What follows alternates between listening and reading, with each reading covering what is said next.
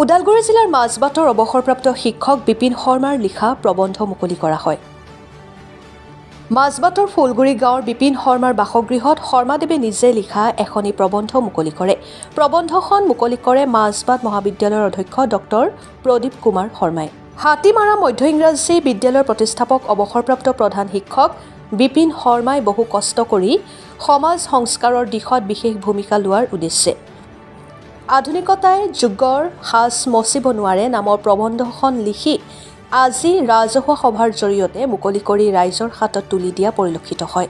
আজি প্ৰবন্ধ মুকলি কৰা সভাত প্ৰবক্তা শিক্ষক, অৱসৰপ্ৰাপ্ত শিক্ষক, সাহিত্যিক, লেখক, সাংবাদিক, বুদ্ধিজীৱী, জ্যেষ্ঠ নাগৰিক, সমাজ সেৱকসকল উপস্থিত থাকি অৱসৰপ্ৰাপ্ত শিক্ষক বিপিন শৰ্মাৰ প্ৰবন্ধখনে শিক্ষা সাহিত্য জগতত সমাদৰ পাব বুলি সকলোৱে আশা কৰে।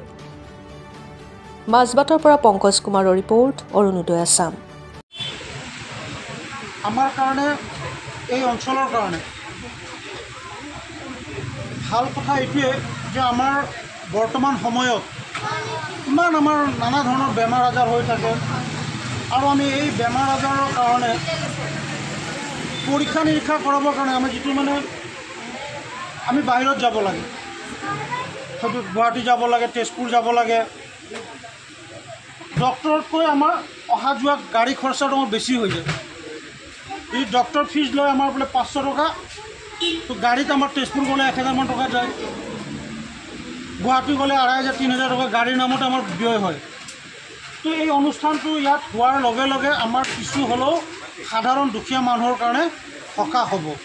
মই আমাৰ স্বত্বাধিকাৰী ৰত্নাদেৱ ডাঙৰীয়াৰ লগতে আমাৰ বান্তিদেৱ প্ৰমুখ কৰি যিসকল এই অনুষ্ঠানটোৰ লগত জড়িত সকলোকে ধন্যবাদ জনাইছোঁ আৰু তেওঁলোকৰ এই প্ৰচেষ্টাক মই আন্তৰিকতাৰ আদৰণি জনাইছোঁ যে তেওঁলোকে ভাল পদক্ষেপ লৈছে এই অঞ্চলৰ কাৰণে।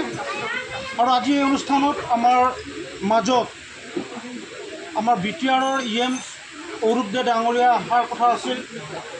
তেখেতৰ দ্বাৰা আচলতে অনুষ্ঠানটো আজি উদ্বোধন কৰাৰ কথা আছিল।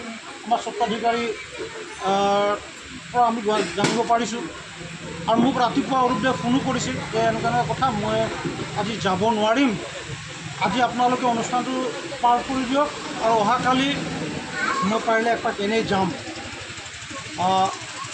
তেওঁ আহিব নোৱাৰাৰ কাৰণে তেওঁ দুখিত। আমাৰ আচলতে কি হৈছে, গোটেই BTCত আমাৰ দলৰ ফালৰ পৰা পৰ্যবেক্ষক দিছে গোটেই সমষ্টিবিলাকত। আজি তেওঁৰ তাতো পৰ্যবেক্ষক দিছে, আমাৰ তাতো আজি আহি আছে।